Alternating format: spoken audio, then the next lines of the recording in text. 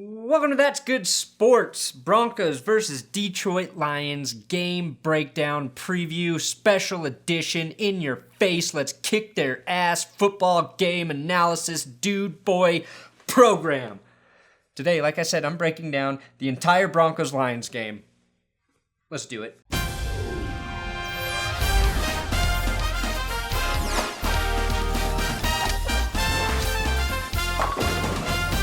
Gary Kubiak versus Jim Caldwell.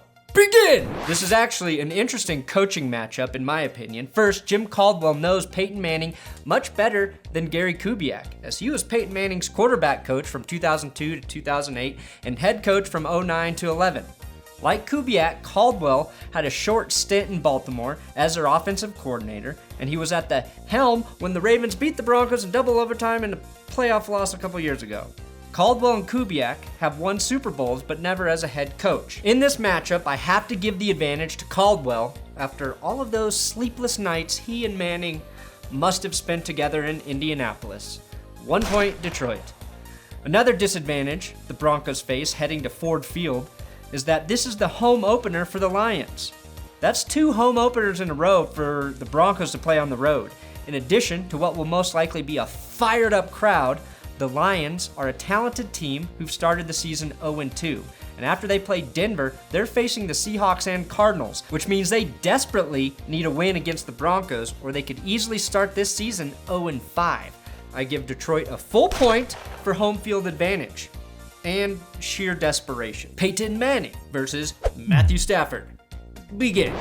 Both of these quarterbacks know how to rack up passing yards through a season. This year, Stafford's thrown 4 touchdowns and 3 picks, and Manning's thrown 3 touchdowns and 2 picks.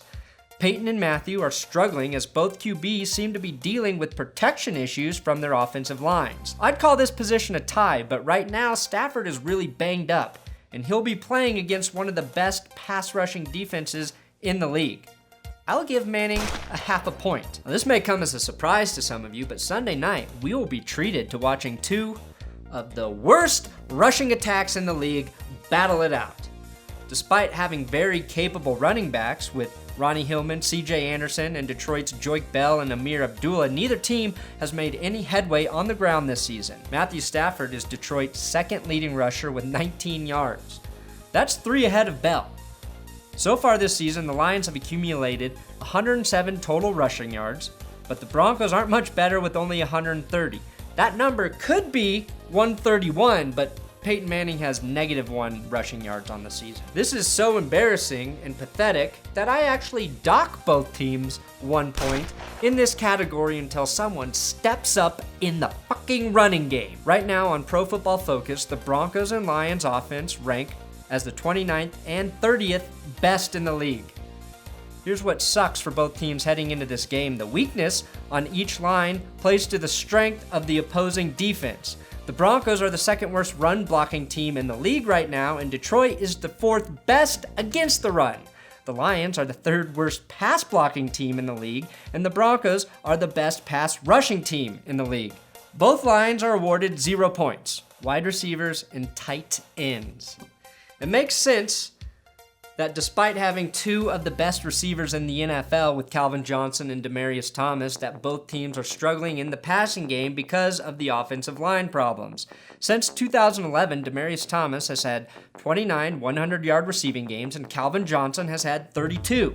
I'm going to call this position group a wash. Demaryius Thomas and Emmanuel Sanders have had more success this season compared to Johnson and Golden Tate as a tandem. Tate's been very quiet so far, almost as quiet as the Broncos' tight ends. I almost forgot they're even on the team. And Detroit's tight end, Eric Ebron, has found the end zone in both games so far this season. So 0 points for each positional group because I think they're pretty even right now. Moving on to the defensive side of the ball, the Lions will be the first 4-3 defense the Broncos play this season. Some experts think this means the Broncos will have more success running the football. The problem is Detroit is very good at stopping the run in that defense, which means their bigs are dominating that line of scrimmage. They're right up there with Seattle, Kansas City, and St. Louis right now. Up front, the Lions have Jason Jones, Tyrone Walker, Haloti Ngata, and the star of that line, Ezekiel Ansah. That's right, Ansah, not Ngata, is dominating on the front. That's not to say that Nada is playing bad by any means, but he's traditionally a nose tackle in a 3-4 defense, so his role at that position is a bit different in Detroit. Either that's the case, or in typical Ozzie Newsome fashion, he knows when to get rid of a player. The Broncos D-line got a boost this week with the return of Kenny Ihedigbo. So far, he's been limited in practice, and his status for the game is uncertain.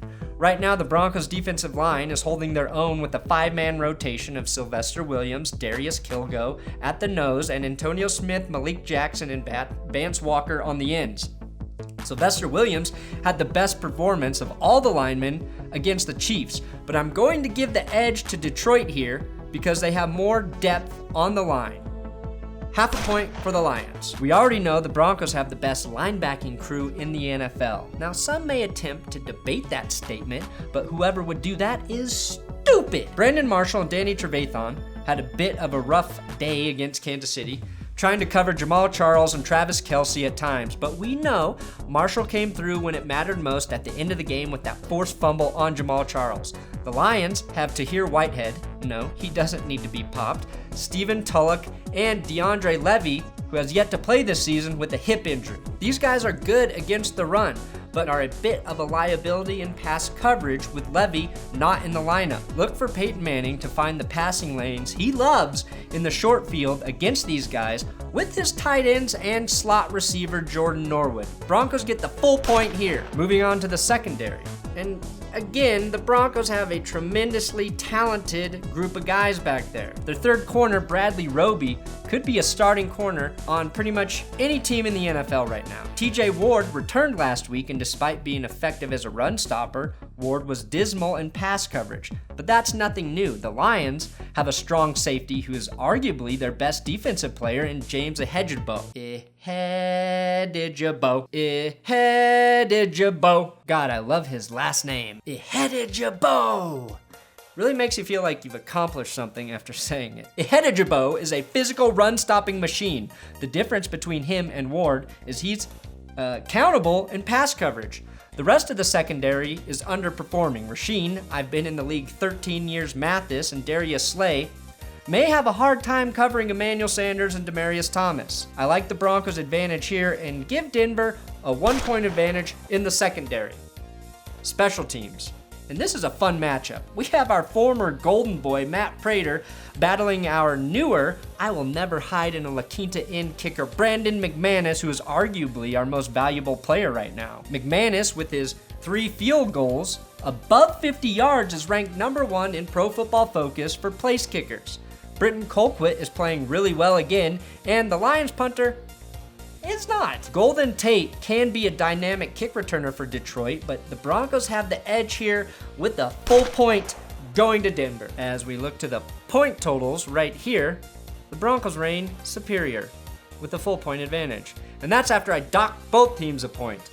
I do not think the Lions are going to be a pushover, but I do like Denver's chances of finally finding the offensive rhythm they have been lacking. My final prediction for the game is the Broncos get a victory, 33-17. Thanks for watching another episode of That's Good Broncos. Make sure you subscribe to this channel. Follow me on Twitter at Brandon Perna. And check out my website, ThatsGoodSports.com. Click the Buy Shit button. You can get shirts. Emmanuel Sanders, Big Dick Player, That's Good Broncos, That's Good Sports shirts, all there.